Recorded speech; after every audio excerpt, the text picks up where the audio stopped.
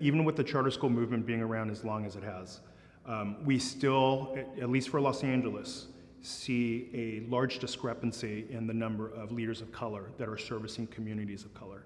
So I see this twofold. I need to serve as a role model for my students who look like me and have a similar background to me.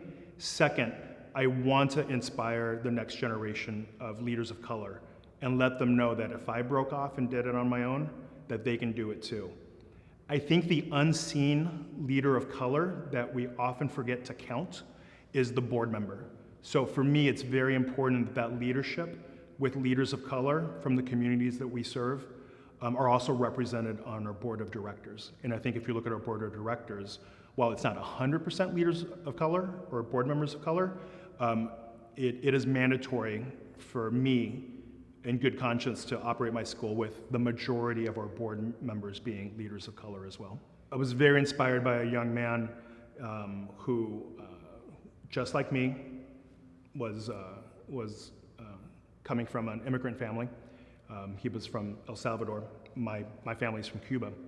And he, like me, was raised by a single mom. And when I was in high school, I played football.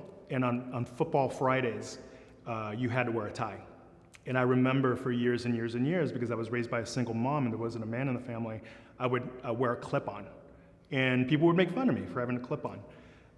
So this young man, I think he was doing a mock interview. And he came to me and said, Dr. Pack, I don't know how to tie a tie. I don't have a dad.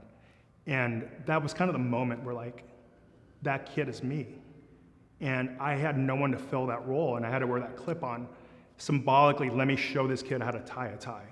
And I think in a way that's kind of symbolic of what we're trying to do, right? As a leader of color, I'm trying to give back to that community and fill the voids that other people haven't in the past.